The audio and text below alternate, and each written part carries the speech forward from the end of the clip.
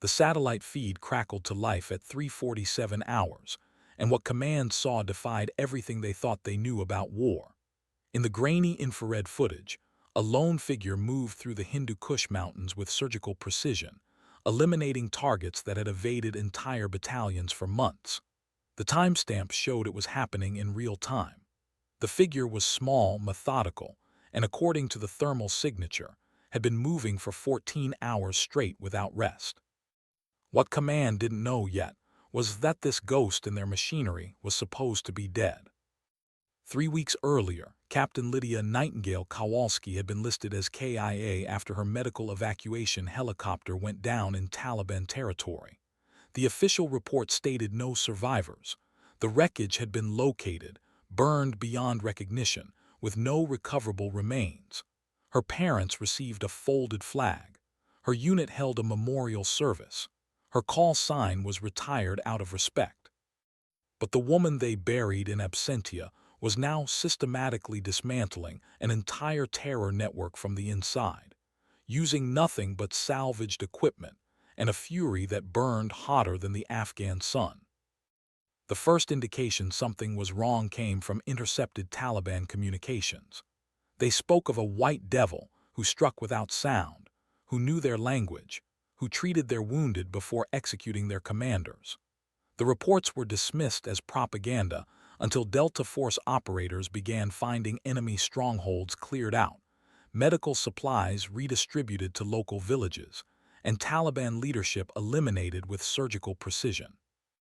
Someone was running their own war, and they were winning. Lieutenant Colonel Marcus Hayes stared at the satellite footage, his coffee growing cold in his hands. 23 years in special operations, and he'd never seen anything like this. The figure moved through terrain that would challenge seasoned mountain warfare specialists, carrying what appeared to be a full medical pack alongside sniper equipment. The shots were impossible, 1,000-meter kills in mountain wind, through narrow canyon passages, with ammunition that should have been depleted days ago. "Sir," his aide whispered, "we've confirmed the thermal signature. It's human, definitely female, approximately 5'6", 130 pounds. Hayes nodded slowly. Those were Nightingale's exact specifications, but Nightingale was a medic, not a sniper. Nightingale had never seen combat outside of casualty evacuation. Nightingale had specifically requested non-combat roles throughout her entire deployment. The aide continued, "There's something else, sir. The Taliban commander she eliminated yesterday. He was the one responsible for shooting down her bird." Hayes felt his blood chill. If Lydia Kowalski was alive, if she had survived that crash, then she had been alone in enemy territory for 3 weeks. And judging by the carnage she was leaving in her wake, those 3 weeks had changed her into something no military training manual had ever described. The hunt for answers was about to begin. Captain Kowalski had been an anomaly from the moment she enlisted. At 24, she already held a master's degree in trauma surgery from Johns Hopkins, spoke 4 languages fluently, and had volunteered for deployment specifically to serve in field hospitals. Her psychological evaluations consistently rated her as exceptionally stable under pressure, and demonstrates unusual empathy for both friendly and enemy wounded. Command had been thrilled to have someone of her caliber, willing to serve as a flight medic. Her fellow soldiers had different opinions. Staff Sergeant Mike Brennan, who'd served 3 tours in Iraq, made it clear during her first week that he didn't trust college girls playing war. "Doc Princess," he called her, always with that condescending smirk that made her want to demonstrate exactly how much pressure she could apply to certain nerve clusters. The nickname stuck, despite her protests, despite her competence, despite saving the lives of men who continued to question whether she belonged there. But Lydia had learned early that fighting the system directly was futile. Instead, she focused on being undeniably good at her job. When Corporal Davidson came in with an improvised explosive device fragment 2 inches from his heart, she didn't hesitate to perform surgery in the back of a moving helicopter while taking fire. When they ran out of morphine during a particularly brutal week, she taught herself acupuncture techniques to manage pain. When Taliban fighters were brought in alongside American casualties, she treated them with the same dedication, earning grudging respect from interpreters who watched her work. The night before the crash, she'd been cleaning her rifle, a habit from her father who taught her to shoot deer in the Pennsylvania mountains before she could properly ride a bicycle. Brennan had walked by and snorted. "What's Doc Princess gonna do with that pea shooter? Perform surgery on the enemy." The other soldiers laughed, but Lydia had simply continued her work. Her father had been a Marine sniper in Vietnam. He'd taught her that a rifle was a tool, like a scalpel, requiring the same respect and precision. She'd never told anyone about the competitions she'd won in college, about the 1,000-yard shots she could make in her sleep, about the way she could read wind patterns like most people read books. It wasn't relevant to her job as a medic. At least, it hadn't been relevant until her US-60 Black Hawk took 2 RPG hits over the Korengal Valley, and everything she thought she knew about herself became irrelevant compared to what she was willing to become. The crash happened at 14:23 hours on a Tuesday that started like any other. Chief Warrant Officer Janet Mills was piloting, with Captain Rodriguez as co-pilot. They were carrying supplies to Forward Operating Base Chapman, nothing unusual, a routine run they'd made dozens of times. Lydia was reviewing medical inventory when the first rocket-propelled grenade screamed past the left side of the aircraft, close enough that she could see the Taliban fighter who'd fired it. "Taking fire! Taking fire!" Mills shouted into her headset as she banked hard right, trying to use the mountain ridge for cover. The second RPG hit the tail rotor assembly, and suddenly they were falling, auto-rotating in a sickening spiral toward the valley floor. Lydia watched her medical supplies scatter through the cabin as G-forces pinned her against her harness. She had perhaps 10 seconds to live, and in those seconds she thought about her father's last words to her. "Remember, kiddo, warriors aren't born. They're forged in moments when everything else fails." The Black Hawk impacted at approximately 90 miles per hour, cartwheeling twice before coming to rest inverted against a cluster of boulders. The fuel didn't ignite immediately, a miracle that gave Lydia the time she needed to crawl free of the wreckage. Mills and Rodriguez were dead on impact, their necks broken by the violent deceleration. The crew chief, Sergeant First Class Williams, was alive but trapped beneath twisted metal, his legs crushed, bleeding internally. Lydia worked for 3 hours trying to save him, using every piece of medical equipment that had survived the crash. But without a surgical suite, without proper tools, without backup, Williams died at sunset, squeezing her hand and whispering his daughter's name. She closed his eyes as Taliban voices echoed across the valley, growing closer. They would be here soon, and when they arrived, they would expect to find 4 bodies. Instead, they would find 3. That night, as enemy fighters picked through the wreckage, Lydia Kowalski died. What emerged from the mountains 3 weeks later was something else entirely, something forged in the crucible of loss, tempered by isolation, and sharpened by a purpose that cut deeper than any blade. The medic was gone. In her place stood a hunter who understood that sometimes the greatest mercy was a clean kill, delivered with surgical precision from a distance measured in heartbeats. The Taliban patrol found the crash site just as the sun disappeared behind the western peaks. 12 fighters, heavily armed, moving with the casual confidence of men who owned this terrain. They'd heard the helicopter go down and had spent the day tracking the smoke column, knowing that American survivors meant valuable hostages, or, at minimum, useful intelligence about coalition operations. From her position 300 meters upslope, Lydia watched through a pair of binoculars salvaged from the wreckage. She'd spent the last 6 hours preparing for this moment, applying everything her father had taught her about fieldcraft, about patience, about the mathematics of death delivered from a distance. The rifle in her hands was Williams's M24 sniper weapon system, a weapon she'd seen him clean obsessively but never imagined she'd need to use. The Taliban fighters were methodical in their search, talking loudly, occasionally laughing. One of them kicked at Rodriguez's body with casual disrespect that made Lydia's vision blur with rage. Another held up her medical bag, pawing through supplies that were supposed to save lives, not line the pockets of men who dealt in death. But she forced herself to wait, to breathe, to remember her father's lessons about emotional discipline. "The rifle doesn't care about your feelings," he'd told her during a hunting trip when she was 16. "It only cares about mathematics, windage, elevation, the steady beat of your heart. Everything else is just noise." She'd thought he was being melodramatic at the time. Now, watching enemies desecrate the bodies of her friends, she understood that he'd been preparing her for exactly this moment. The first shot took the patrol leader center mass at 347 meters. The .308 Winchester round traveled for just over half a second before punching through his chest and dropping him beside the wreckage. The other fighters dove for cover, shouting in Pashto, trying to locate the shooter.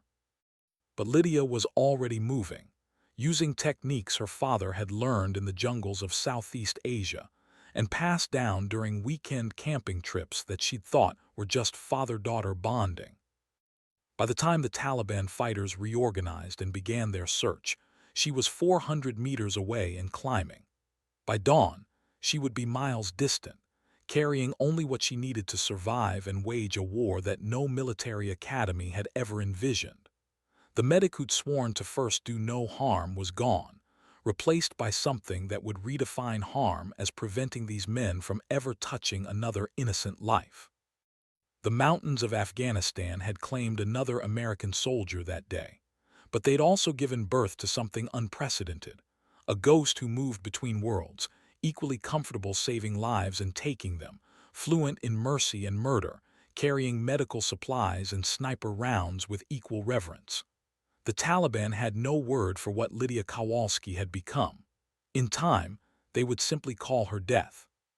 For 17 days, Lydia moved through the Hindu Kush like a wraith, studying her enemies, learning their patterns, becoming intimate with their habits.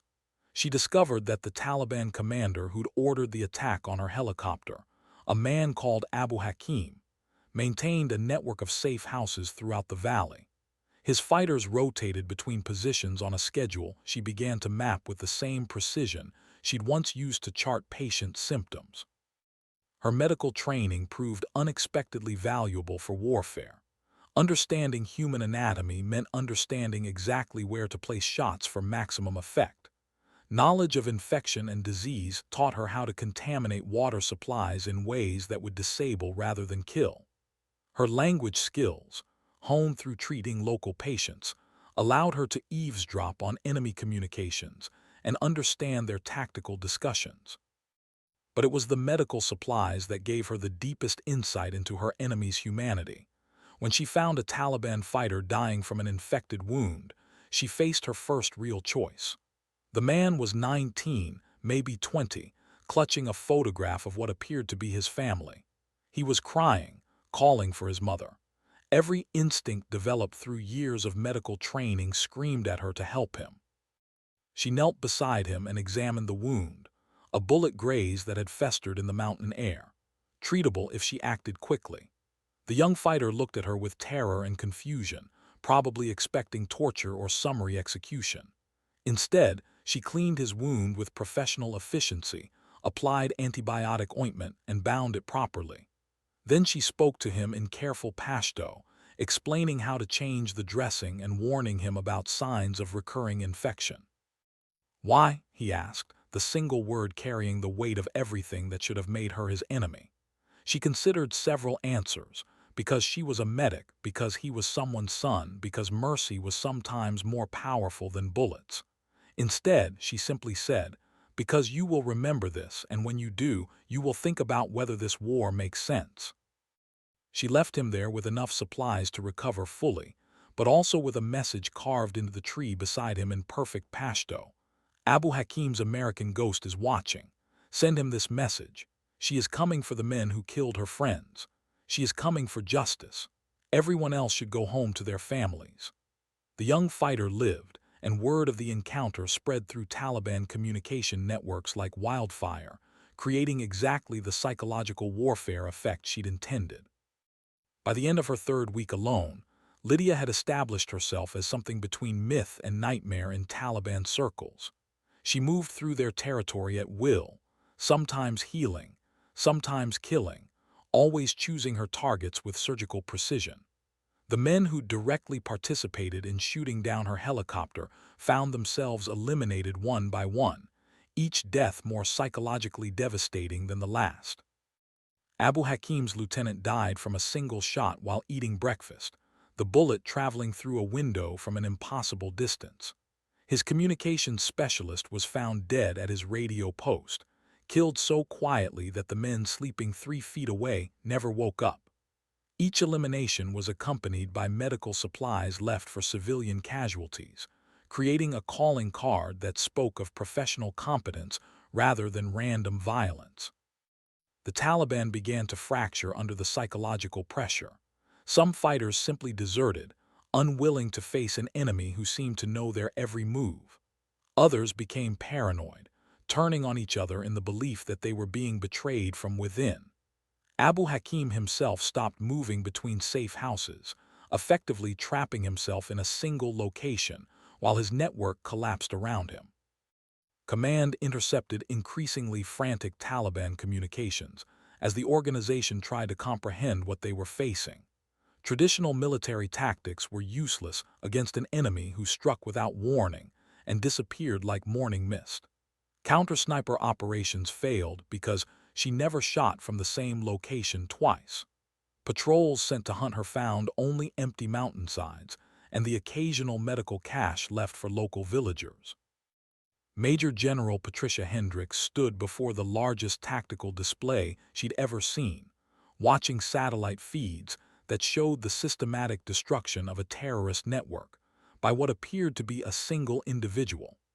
The feeds were classified at levels that required presidential authorization to access, and every general officer in Central Command was demanding explanations that no one could provide. "Tell me again why we believe this is Captain Kowalski," she said, her voice carrying the authority of someone who'd spent 30 years climbing through military ranks that rarely welcomed women. The briefing officer, a young intelligence analyst who looked like he'd rather be anywhere else, cleared his throat nervously. "Ma'am, the individual in question demonstrates intimate knowledge of Taliban communication protocols that only someone with extensive medical interaction would possess.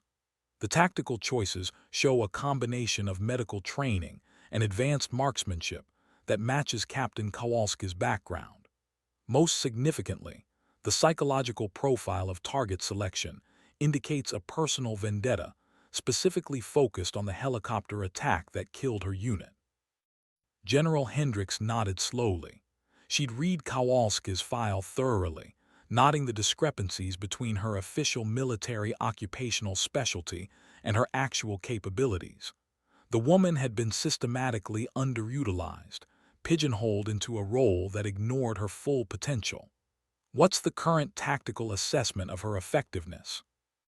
"Ma'am, in 3 weeks, this individual has eliminated 47 Taliban fighters while simultaneously providing medical aid to approximately 200 civilians.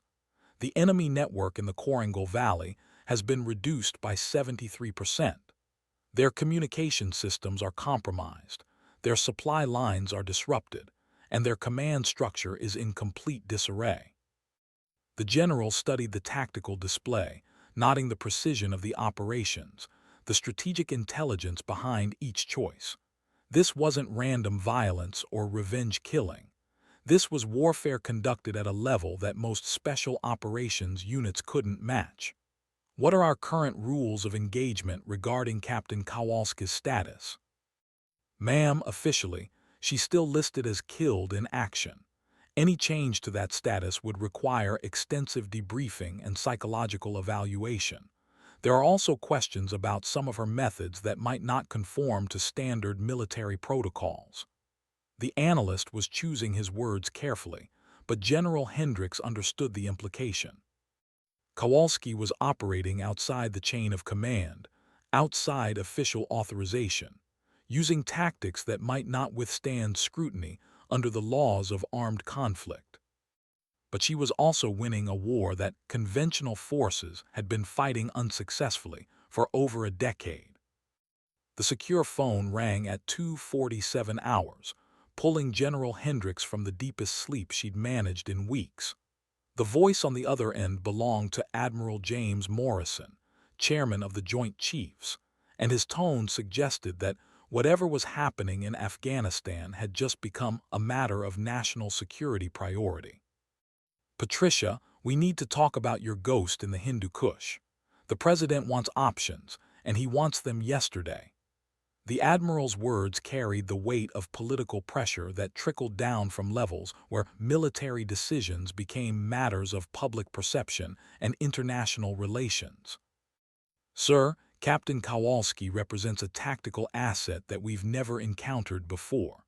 Her psychological profile has clearly evolved beyond our standard parameters, but her operational effectiveness is undeniable. The question isn't whether we should support her mission. It's whether we're prepared to acknowledge what she's become." There was a long pause on the encrypted line. When Morrison spoke again, his voice carried the weariness of someone who'd spent too many years balancing military necessity against political reality. "Patricia, what she's become is a problem. We have reports from the International Red Cross about Taliban fighters receiving medical treatment before being executed. We have diplomatic protests from Pakistan about cross-border operations that we can't officially acknowledge. And we have a dead medic who's apparently conducting a one-woman war using tactics that would make Delta Force jealous." General Hendricks understood the complexity. Military success that couldn't be officially acknowledged was often more dangerous than military failure. "Sir, what are you asking me to do? We can't extract her without acknowledging she exists. We can't support her without taking responsibility for her actions. And we can't stop her without potentially losing the most effective counterterrorism operation we've seen in this theater. What I'm asking, Patricia, is whether we can trust her to complete her mission without creating an international incident that brings down the entire administration. Because right now, she's operating in a gray area that makes everyone nervous, from the Secretary of Defense to our allies in NATO." The general stared at the satellite feeds showing Kowalski's latest position, deep in terrain that most military planners considered impassable. "Sir, based on her psychological profile and operational patterns, I believe she's targeting a specific objective. Once she achieves that objective, she'll likely seek extraction. The question is whether we'll be ready to debrief her when that moment comes, or whether we'll treat her as a rogue operator who needs to be contained." The conversation that followed would determine not just Kowalski's fate, but the precedent for how the military would handle soldiers who evolved beyond their original parameters in the crucible of combat. The decision made in that pre-dawn phone call would echo through military doctrine for decades to come. Abu Hakim had been a ghost for 3 years before Lydia made him flesh. Intelligence reports described him as a mid-level commander, responsible for perhaps a dozen attacks on coalition forces, notable primarily for his ability to evade capture. What the reports hadn't captured was his methodical cruelty, his particular pleasure in targeting medical personnel, his specific orders to his fighters about the treatment of female soldiers.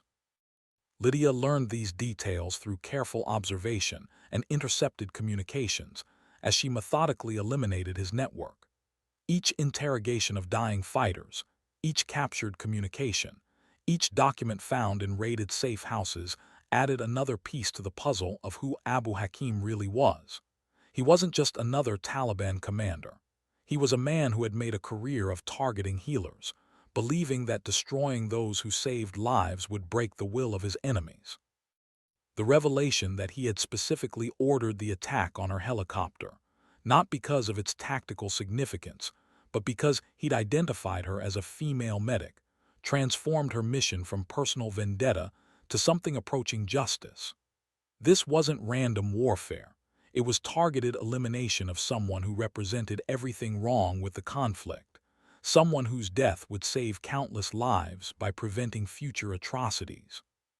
She found his primary safe house through patient surveillance, watching supply runs, tracking communication patterns, noting the subtle deference shown by fighters who never acknowledged any other authority.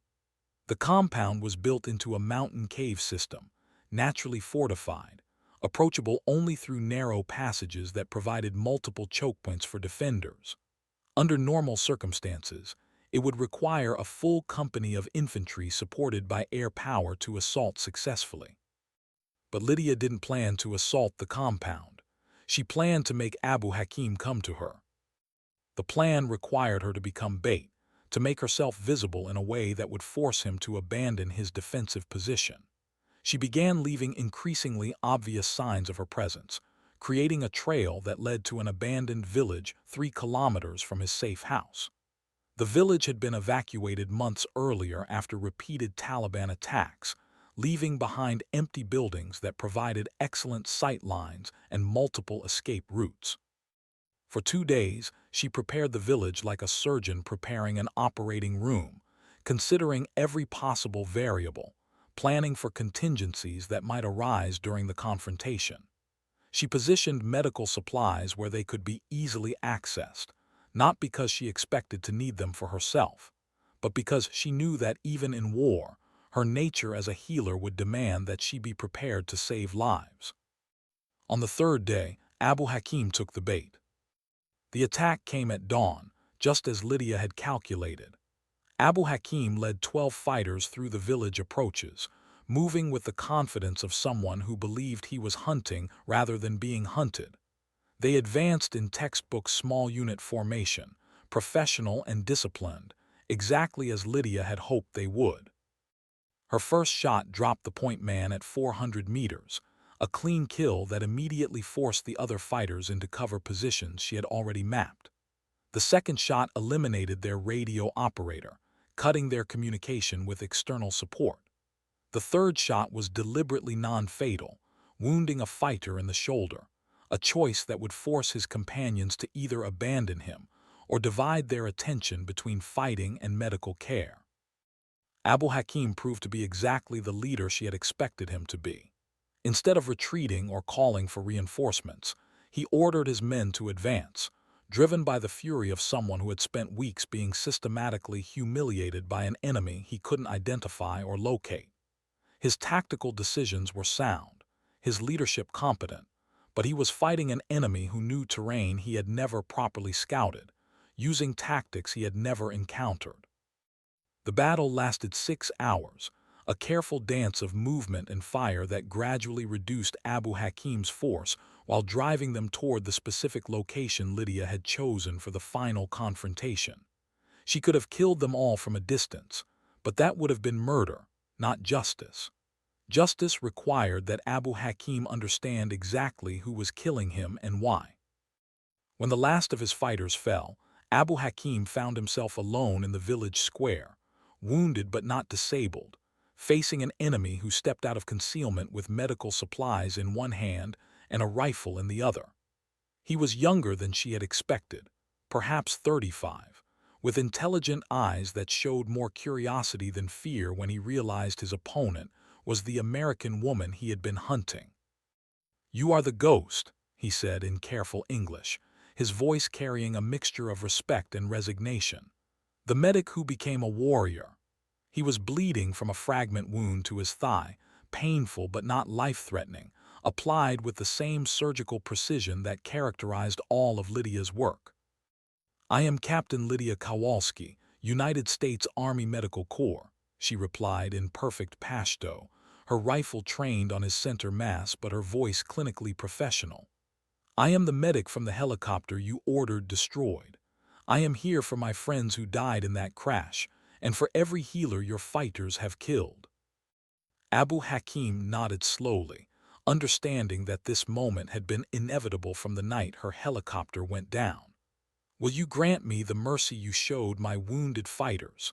Will you allow me to die as a warrior rather than an animal?" Lydia considered the question, thinking about the young Taliban fighter she had healed, about the moral complexity of mercy in warfare, about the difference between justice and revenge. "I will grant you the mercy you never showed others. I will make it clean and quick, but first, you will answer for what you have done." The conversation that followed lasted 27 minutes and was recorded by equipment Lydia had salvaged from the helicopter crash. It would later become one of the most studied interrogations in military intelligence history, a master class in extracting information through psychological pressure rather than physical torture. Abu Hakim, facing death with dignity, chose to speak truthfully about his operations, his methods, his network of supporters. When he finished speaking, Lydia administered a lethal injection using medical supplies she had carried for exactly this purpose. Abu Hakim died quietly, without pain, treated with more humanity than he had ever shown his victims. She buried him according to Islamic tradition, marking his grave with respect but not honors, acknowledging his humanity while refusing to celebrate his life. Then she activated the emergency beacon that would bring American forces to recover her, and began the long walk toward whatever form of justice awaited someone who had exceeded every parameter of authorized military action, while achieving objectives that conventional warfare had failed to accomplish. The extraction team found her 3 days later, sitting calmly beside a signal fire, cleaning her rifle with the methodical precision of someone who understood that weapons required the same care as medical instruments. She had lost 37 pounds during her month in the mountains. Her uniform was patched with fabric salvaged from enemy equipment, and her medical kit contained supplies taken from a dozen different sources. But her eyes held the steady gaze of someone who had found peace with choices that would have destroyed weaker individuals. Master Sergeant Rodriguez, leading the extraction team, had expected to find either a broken survivor or a dangerous rogue operator. Instead, he found a professional soldier who had adapted to impossible circumstances and emerged with her core principles intact. "Captain Kowalski," he said formally, "I'm Master Sergeant Rodriguez, 5th Special Forces Group. We're here to bring you home." His tone was respectful, but Lydia could hear the questions underlying his words, the uncertainty about exactly what she had become during her time alone. "Thank you, Sergeant," she replied, shouldering her pack with movements that spoke of military discipline refined by survival necessity. "I have intelligence to debrief, medical protocols to document, and after-action reports to file. I assume there will be questions about my methods during this extended patrol." Rodriguez noted her choice of words: extended patrol rather than survival situation, methods rather than actions. She was framing her month of irregular warfare in terms that military bureaucracy could process, demonstrating an understanding of institutional politics that suggested her psychological evolution had been strategic rather than pathological. The helicopter ride to Forward Operating Base Chapman passed in professional silence. Lydia spent the time organizing her notes, preparing for the debriefing she knew would determine her military future. She had eliminated a terrorist network, gathered invaluable intelligence, and demonstrated tactical innovations that would influence special operations doctrine. But she had also operated outside the chain of command, used methods that challenged conventional rules of engagement, and become something that didn't fit standard military classifications. As the fob appeared below them, Lydia allowed herself a moment to consider what awaited her. Court-martial or commendation, medical discharge or promotion, recognition or condemnation. All were possible outcomes for someone who had crossed lines that most soldiers never approached. But regardless of institutional judgment, she had found peace with her choices and confidence in her evolution from healer to warrior to something more complex than either role alone. The debriefing began 6 hours after her extraction and continued for 4 days. Colonel Sarah Mitchell, a military intelligence officer with extensive experience in unconventional warfare, led the questioning with a combination of professional skepticism and grudging admiration for Lydia's operational achievements. "Captain Kowalski, your after-action report describes 47 enemy casualties confirmed through direct observation, with an additional 33 probable casualties based on intelligence indicators. These numbers represent a higher enemy kill ratio than most special operations teams achieve in 6 months. How do you account for this level of effectiveness? Lydia had prepared for this question, understanding that her success rate would inevitably raise questions about her methods and psychological state. Ma'am, I had several advantages that conventional operations typically lack. Extended observation time allowed me to study enemy patterns in detail. Medical training provided insights into human physiology that enhanced tactical effectiveness. Linguistic capabilities permitted intelligence gathering through intercepted communications. Most importantly, operating alone eliminated the coordination overhead that typically reduces small unit effectiveness. Colonel Mitchell nodded, making notes that would influence the final assessment of Lydia's actions. Your report also documents extensive medical aid provided to both enemy personnel and civilian casualties. This represents a significant operational risk that most military planners would consider counterproductive. Explain your decision-making process regarding these medical interventions. Ma'am, medical intervention served multiple strategic purposes. Treating enemy wounded created psychological uncertainty within Taliban ranks regarding my intentions and methods. Providing civilian medical care generated intelligence through grateful community members and established population control that prevented enemy recruitment. From a tactical perspective, maintaining my medical skills ensured readiness for treating my own potential injuries. From an ethical perspective, my oath as a medical professional remained valid regardless of operational circumstances. The questioning continued through topics that would have challenged professional ethicists, military lawyers, and combat psychologists. How did she justify targeted killings outside the normal rules of engagement? What psychological mechanisms had allowed her to transition from healer to killer without apparent trauma? How could the military integrate her innovations without encouraging other soldiers to operate outside authorized parameters? Lydia answered each question with clinical precision, demonstrating that her month in the mountains had been guided by careful moral reasoning rather than emotional breakdown. She had not become a psychopath or a rogue operator. She had evolved into something more complex and more dangerous than traditional military roles typically produced. By the 4th day, Colonel Mitchell's questioning had shifted from skepticism to professional interest. Captain, your psychological evaluations show no indicators of combat stress, survivor guilt, or post-traumatic symptoms typically associated with extended combat operations. Your tactical innovations represent advances in individual warfare capabilities that could revolutionize special operations doctrine.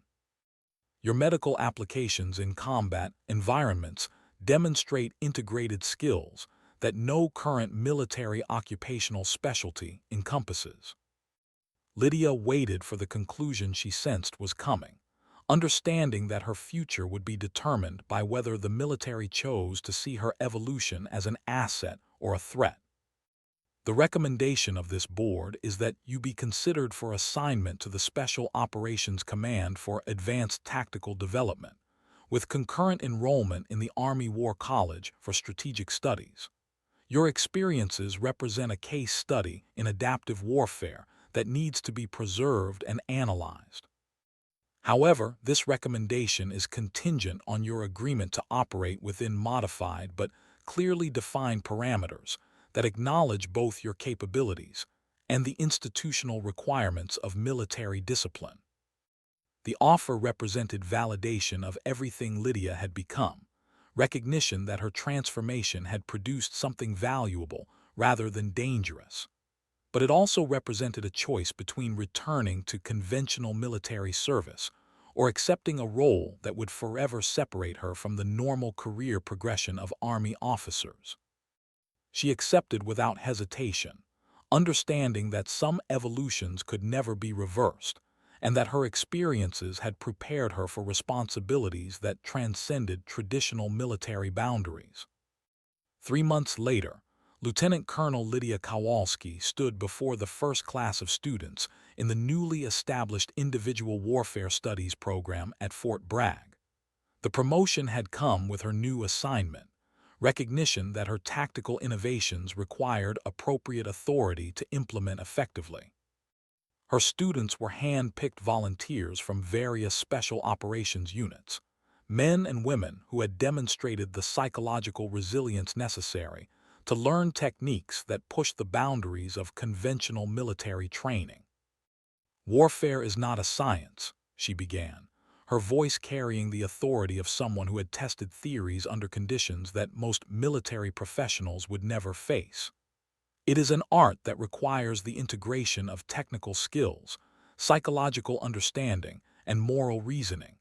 The techniques you will learn in this program are not intended to create individual operators who work outside military discipline.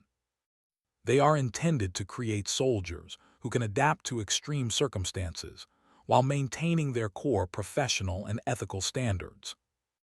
The classroom was filled with Rangers, Green Berets, SEALs, and Air Force Special Tactics operators who had volunteered to learn from someone whose exploits had already become legendary within special operations communities. They had read her classified after-action reports, studied her tactical innovations, and analyzed her psychological evaluations. But none of them had expected to find someone who appeared entirely normal, professional, and committed to institutional values. "Your first lesson is understanding the difference between adaptation and deviation. Adaptation means developing new capabilities while maintaining your core identity and values. Deviation means abandoning your professional standards in response to external pressure. The methods you will learn here are designed to enhance your effectiveness while preserving your humanity." Over the following weeks, Lydia taught her students how to integrate medical knowledge with combat operations, how to use linguistic skills for intelligence gathering, how to maintain psychological balance during extended solo operations. But more importantly, she taught them how to make moral decisions under extreme pressure, how to preserve ethical standards when conventional rules provided no guidance, how to evolve as warriors without losing their souls. The program's success exceeded all expectations.